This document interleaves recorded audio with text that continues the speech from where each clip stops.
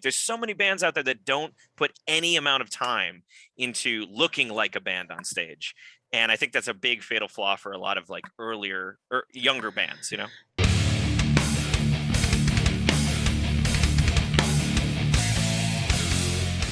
Ghost Cult Magazine welcomes in Ty, aka Fang from Lords of the Trident. How are you doing? I'm doing fantastic. How are you doing? I'm great, man. Happy Friday when we're recording this. Really excited to talk to you about your new album coming up soon, April 1st, The Offering. First and foremost, it is a disastrous time for the planet, in the world, the last few years. I'm so thrilled that we have music to escape to and talk about because it's been so stressful. But I really do sincerely hope you, the band, your families, friends, collaborators, everybody's good today in one piece. People have lost so much, and I don't ever want to lose that part of this business. As much as excited to talk about music, I want to make sure everybody's okay.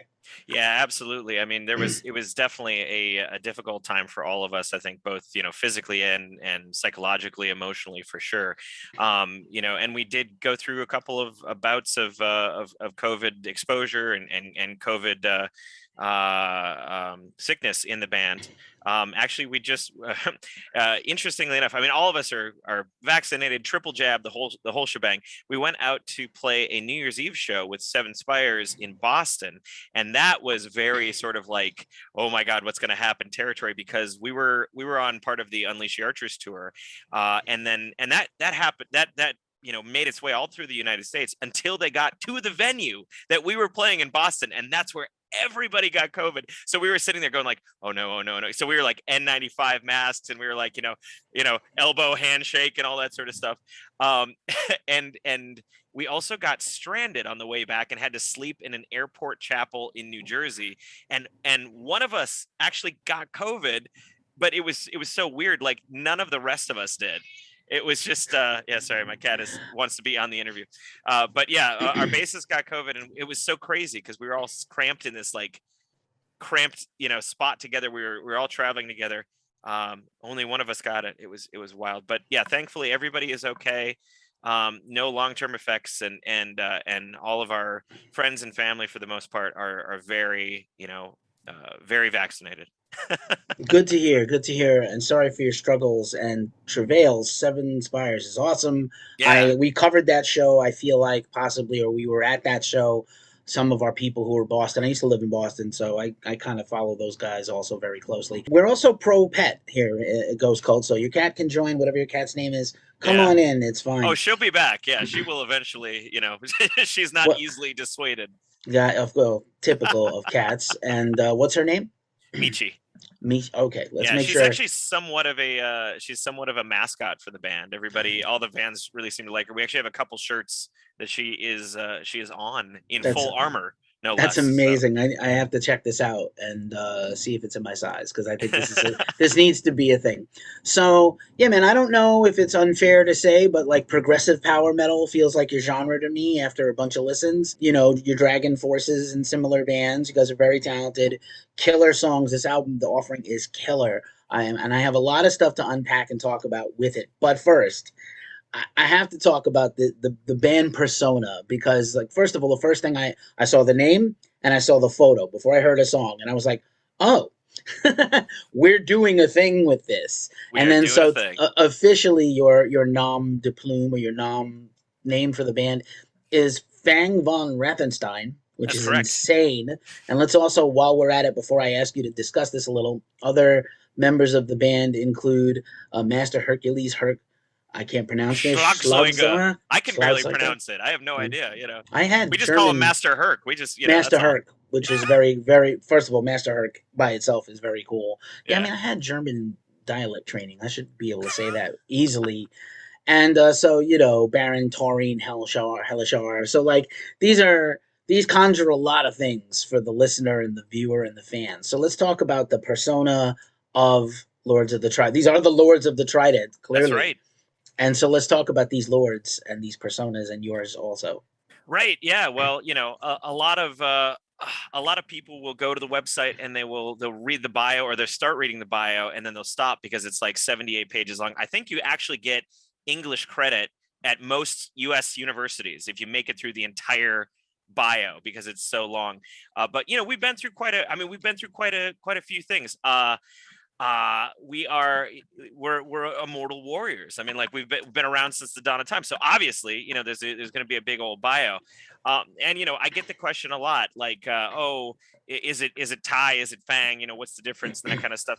Like I would say, like most most bands that are either popular or perhaps aim to be, you know, tour bus chased by groupies popular. You know, you gotta have a side persona, right? And so for me, obviously, that is Ty. And a lot of people say, well, why Ty? And the main answer is, like, I don't know if you've ever tried to go to a DMV with the name Fang VonWrathenstein. They give you, you know, they give you the boxes that you can fill out your name with, and like it ends up being like Fang Von, you know. So I'm like, what's the shortest normal mortal name that I can pick? And it's like, oh, Ty, Ty. That's 2 letters. Like, you know, I could have done Al, but I don't feel. This space is not an Al. You know? No, and Ty is 1 letter off from Tyr, the Norse god of war. So Exactly. very, very close. And Yeah. Christian, the most popular religion in the world, and a super common name. Yep. First name, last name could be either, could be any. But yeah, I love the idea of these personas, man. This is a lot of fun. Yeah, absolutely. And I think, you know, in some aspects of it, it helps. It helps some people who are not maybe not necessarily metalheads get into the show, get into the music. We've had a lot of people who early on in the band, when we were going around and touring, you know, who maybe were not necessarily wouldn't say that they were into metal. But as you well know, I mean, metal has so many subgenres that, you know, it could be literally any type of music, and there's probably a metal equivalent to it, right? So I think when people hear metal band, you know, the uninitiated, the unmetalized, if you will, they think of, you know, pointy guitars, long hair, angry at their dad, spikes on the clothing, and just singing, going like, ah, you know, and you present that to like a Joe frat house, you know, and they're gonna be like, no, man, that's not Dave Matthews Band. I'm not into that, you know. But then they come out. You put people in armor and, you know, swords on fire and confetti flying everywhere on a poster, and they'll come out just to see what the fuss is about. And then that's how you get them. Then you proselytize that way. Then you turn them into secret metalheads, and then they start, you know, getting into it, and they start listening to it, and then they realize, oh my God, I was a secret metalhead the whole time. So that's you know, that's a little of what we like to do. And once you get into metal, you really never go back. And That's that's true. I always say the metal is like AA. We'll take you in any condition at any time, but we don't really let you go Yeah. Yeah. once you give over Exactly. to the higher power. And I'm also going to say, like, that's so true because I was at the first date of the Ghost Tour with Volbeat and Twin Temple, all kind of interesting bands with interesting things about them. Not quite a gimmick, if you will, but like a Hmm. thing, a Yeah. persona.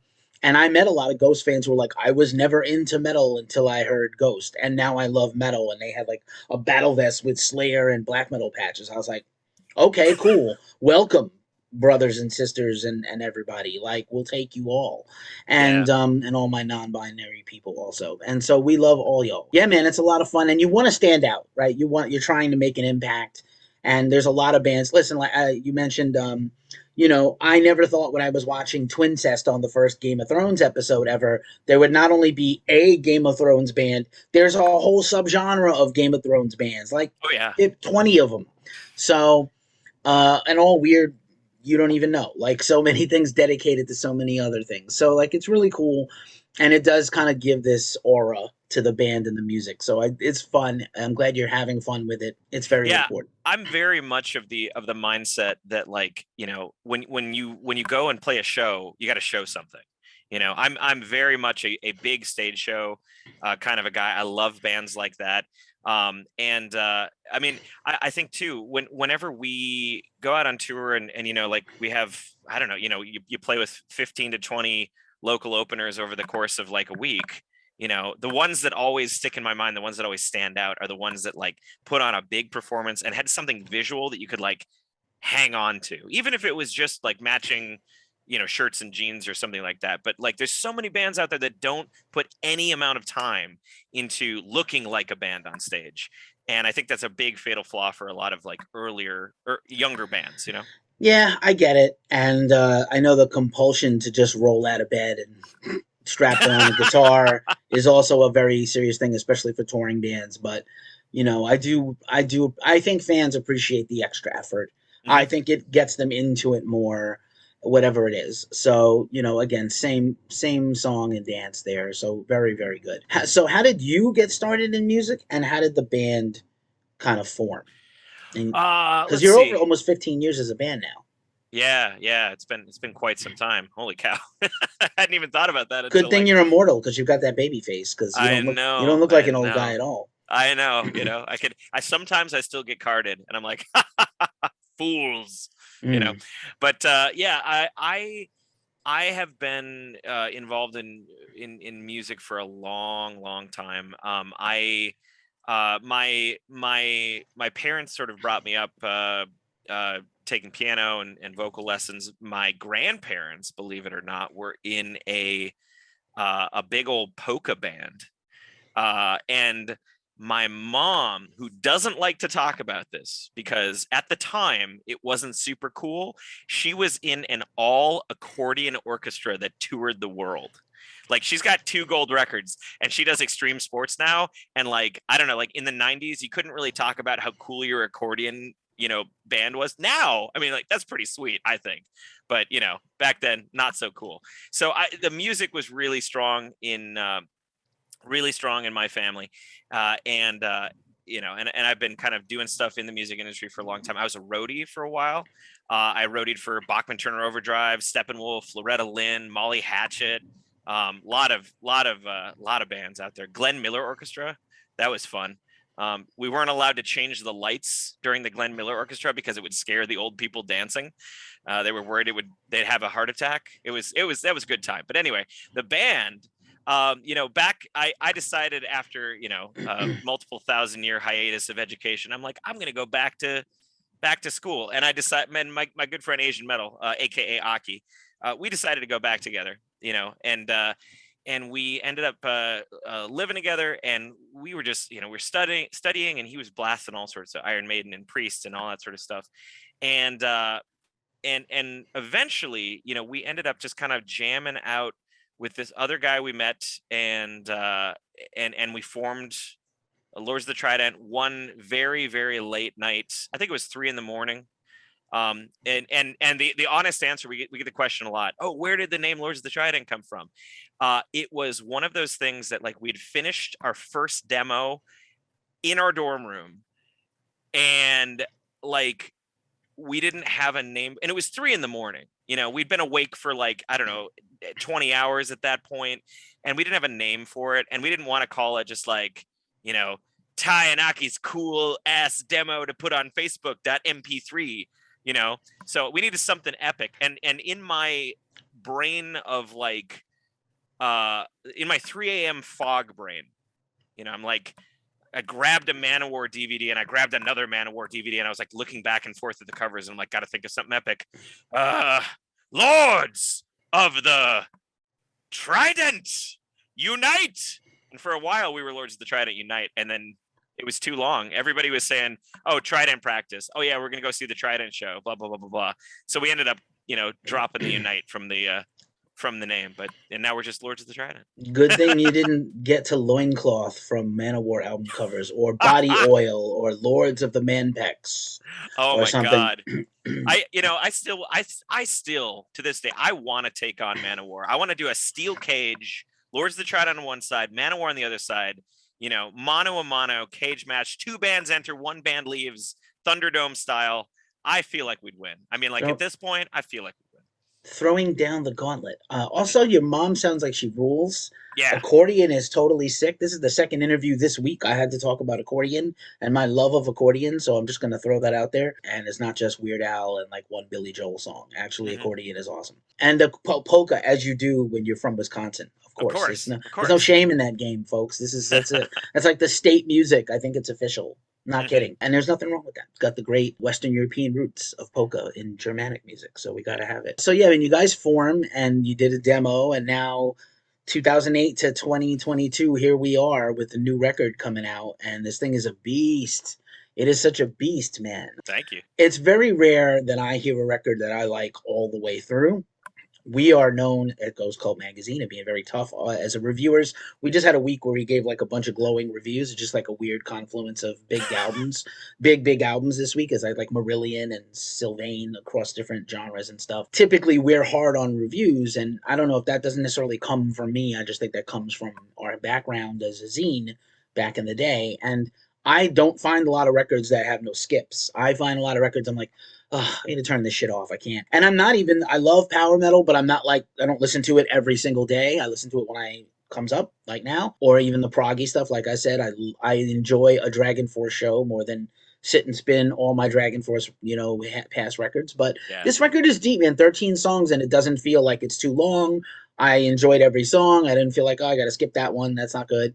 None of those. Next. None of those. Thank you so much. Yeah, we're all super proud of how it turned out, and yeah, I'm glad that people are digging it. I think everybody who makes music goes through the sine wave of making the album of like, it's the best, it's the worst, it's the best, it's the worst, and you never know where you're going to come out when the album is done, if you're going to be like, it's the best or it's the worst. And even after the album, some days I'm like, is it okay, is it all right?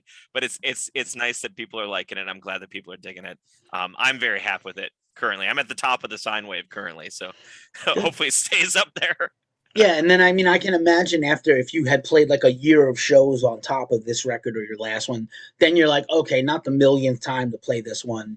Or I sometimes wonder about bands with hits, maybe not in our genre, but like a band with a hit song, any kind of band. Do you get sick of that song if you have to like, oh, there's no way we can take a song out of the set list anymore? What's a terrible pop earworm? All Star. Like, imagine that dude, and I think they just announced a new singer. Imagine that dude had to sing All Star like every show for 25 years. You would just eat a bullet after that. You want to kill yourself. We do have a song that off of our second record, Chance on Fire, we have this song called Metal Sea that's like kind of been our ending song for the longest time, and I don't get sick of it, but the rest of especially like some members of the band, they're kind of like, all right, so we're playing Metal Sea again, okay, cool. But yeah, it's I think it depends person to person, if you really end up just hating that song after playing it 5 billion times. But I still like it. I don't know, right. Who knows? Or like imagine Metallica, right? And they keep track of this stuff. Like this is a song we've only played 77 times in Right. 30 years, and we're gonna bring it out tonight. Like, maybe it's weird for them, maybe it's not. Maybe it's like, oh, Seek and Destroy again for 18 minutes. Like, all right, maybe make it back to the original length then, if you don't like the 18-minute version. So, and I imagine as the vocalist, you have a hand in making set lists for the live show also. So I don't know if you would want to like revenge put a song in. Oh, do you hate this song? We're gonna do this every time. We actually, I mean, like I do definitely have a hand in making the set lists, and but we're pretty democratic in like how we pick it, and we're pretty, especially when we go on tour, we're pretty methodical about checking in with like data in terms of like, okay, who's listening to what songs in what regions, what songs do we want to play on the road, when we're going like for the West Coast versus the East Coast or the middle of this, or like when we went over to Germany, we were like, okay, what's the Spotify hits of Germany? We got to pull those out. Smart. Yeah, it's yeah, very it's smart. it's wild how how that can morph. And there's been songs that we thought were like, okay, that was fun, on the record. We probably won't play that live. And people would be like, are you going to play that song, The Brothers of Cain? I love it. I wish you would play it more. I never see you playing it. Could you play it on the Germany tour? And I'm like, okay, I guess so. Guys, you blow the dust off of this one. Like, here we go. I'm turning red over here. That accent was spot on. Awesome. Oh my goodness. That's just good. That's just good workmanship. That's good using data to help you propel your band. That's just, I advise everybody to do that. Like, I don't know why everyone doesn't do that. What else is Spotify good for except tracking people and their habits and what they listen to as a band? You have an opportunity to seize on that. So back to The Offering, man. Very complex album, but it's also very catchy. And I know you guys write like very tuneful songs. So let's go wipe the slate clean, go back however many months or a year, and say, okay, we're going to write a new record. How does that? Do you guys all bring in your own songs? Do you collaborate together? How does that process work? I'm curious. Yeah, for us, we've found over the years that the best thing for us to do is to basically like let both of the guitarists go wild and demo out ideas that they've had on their guitars. The Baron is an absolute writing machine. I mean, the man is insane. He's probably written 5 songs today that I'm going to hear tomorrow. You know, like he's crazy like that. So typically, and he's also very good at like he has a master's in composition, so he will basically demo out a song and also put his solo, what he's thinking for the bass, what he's thinking maybe for drums a little bit here and there, and he'll basically bring that to practice, and he'll have 5 or 6 or 7 ideas. We'll listen to all of them and we'll be like, that one, that one, and some of them end up on the cutting room floor, but not a lot, to be honest. The same thing happens with Aki, where he will, but he's less like a recording guy. So he'll come in and he'll have, 5, 6, 7 like riffs. And what we've done over the past couple of years, or 5 years, 6 years at this point, is like Aki and Brian the Baron will get together and just kind of like jam out on the Aki songs and jam out on the Brian songs and just kind of work little things in here and there. And once they have a working demo, the Baron will just put together a whole demo with drums and bass and the whole shebang, and then send it to the rest of us. And I am, since Aki and I are the original members of the band, I am what I like to call the suck filter. So I am the emperor that sits at the top and gets to put my thumb up or thumb down.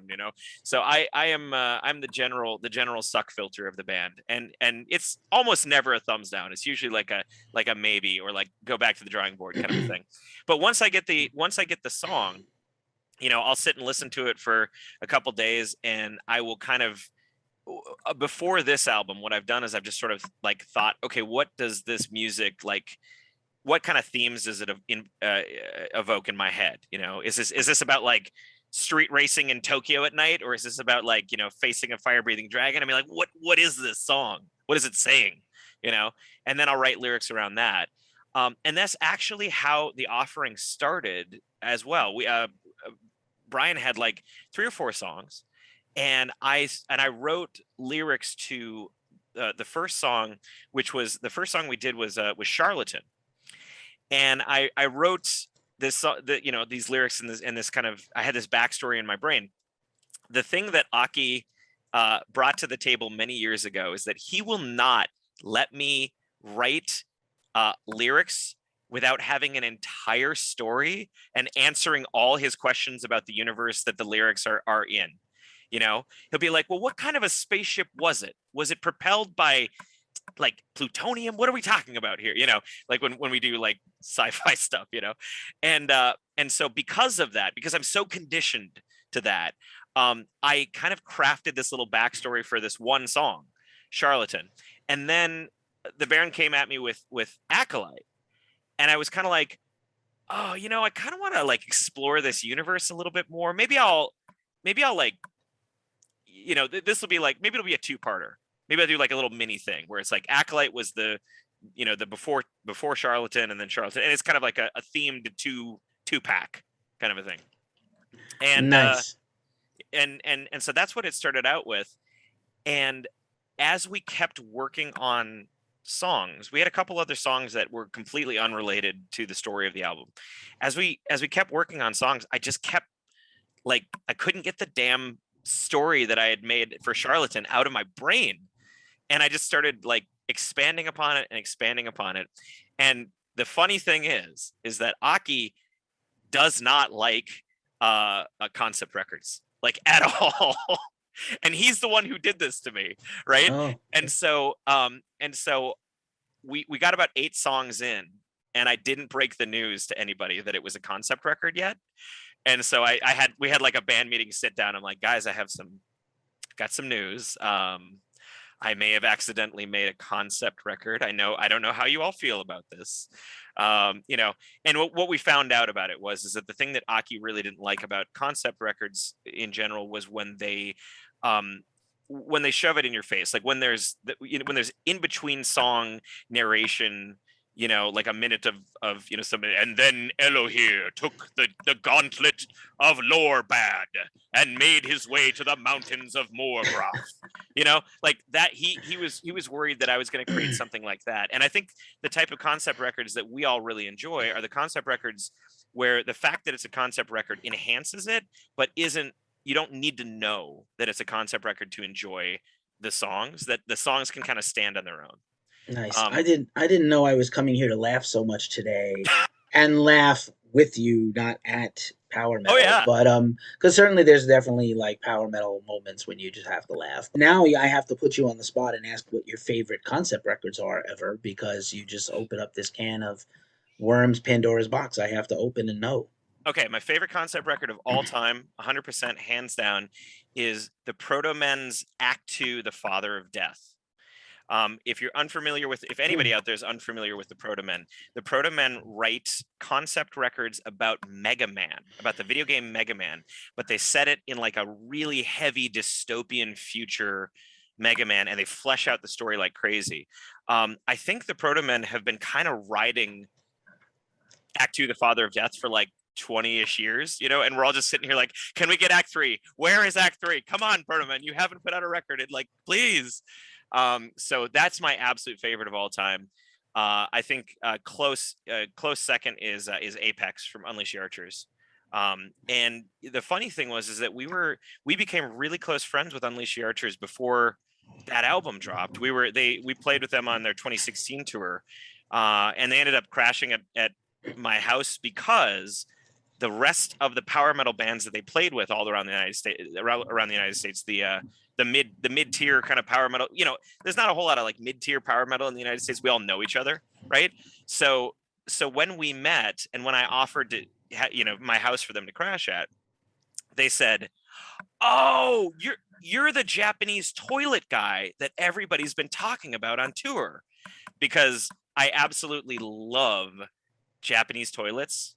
And I've got two, you know, I could talk about we could fill this entire interview with Japanese toilet talk, and I could, and you know, and you would be like, huh, tell me more. This might trigger the YouTube algorithm for something completely different. Oh, Are we talking about a bidet or something else? I mean, yes, we're talking about a bidet, but it's so much more. I mean, depending on the model you get, okay, well, I'll make this quick, I promise. But depending on the model you get, right? You get the no slam lid, you get the heated seats, you get the air dry, you get the massage. A lot of people don't know about the massage. You get the water massage. Some of them have the high end models. So if I ever make that stupid YouTube money, you know, where it's like a million views, and you know, and they send you a check, and I'm gonna buy the $4,000 model, which has LEDs on the inside of the bowl. It automatically opens up. It's got motion sensors. It plays an MP3 of your choice when you sit down based on your weight, so you can program in profiles. It categorizes how much and how long and all that sort of stuff on an app on your phone. You have an Excel spreadsheet. It's all that data we were talking about earlier. A poo app. An app about app. Pooing.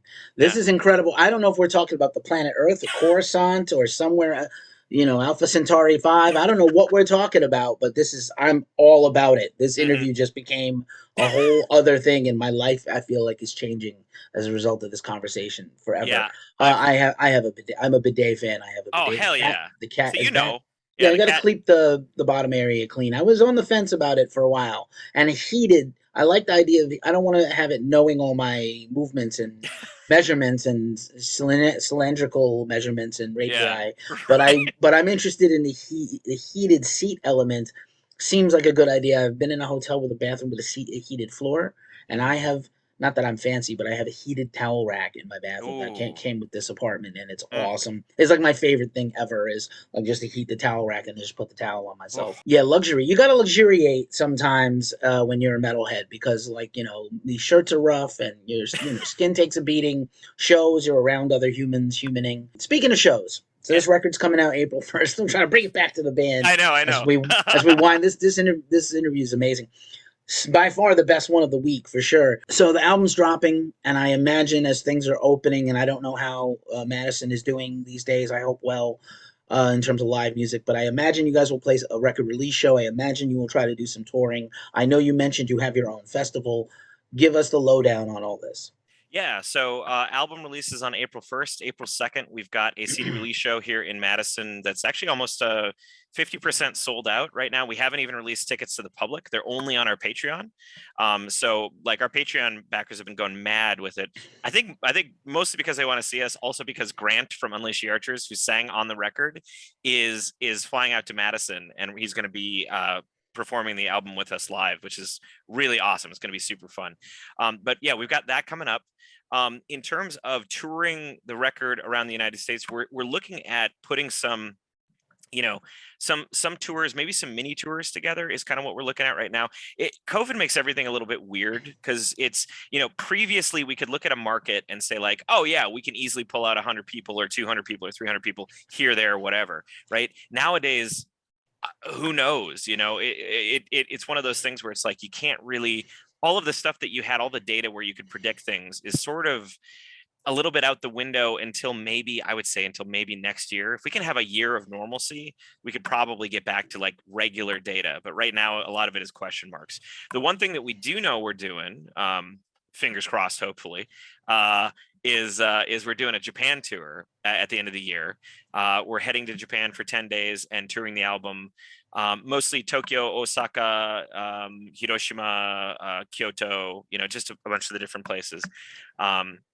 So that's going to be really fun. That's our first foray over into Japan. And that's going to be, I'm really excited about it. My wife and I both speak Japanese, so we have a lot of friends and host family and fun people over there to hang out with. So that's going to be really fun. And I'm going to have to brush up on my Japanese for on stage. It's going to be hilarious. I'm going to make some terrible mistakes. So we've got that coming up. We were planning on doing a West Coast tour right before COVID hit. And we're looking at resuscitating that. We'd love to get over to the West Coast and do some album touring. And of course we've got our festival, Mad with Power Fest. That happens every August, and it is a arcade, pinball, and heavy metal festival. So we take a medium-sized venue here in Madison, and we fill every available inch of wall space with free play arcade and pinball games. And it's a whole 2-day festival. We bring in bands from all across the country, and sometimes all across the world, sometimes depending on visas and all that sort of stuff. We've got a really great lineup this year. Aether Realm is headlining. Psychostick is headlining the other night. We've got a bunch of really great power metal bands, traditional metal bands, thrash metal bands, just a lot of really fun stuff. And this will be our 5th year. I mean 6 if you count 2020, but we couldn't do 2020, so we just kind of streamed some stuff. And then I'm also really excited. I can't really say much about this, but I'm really really excited about next year's lineup. Oh boy, we're moving into a big venue. We're going to quadruple the arcade and pinball.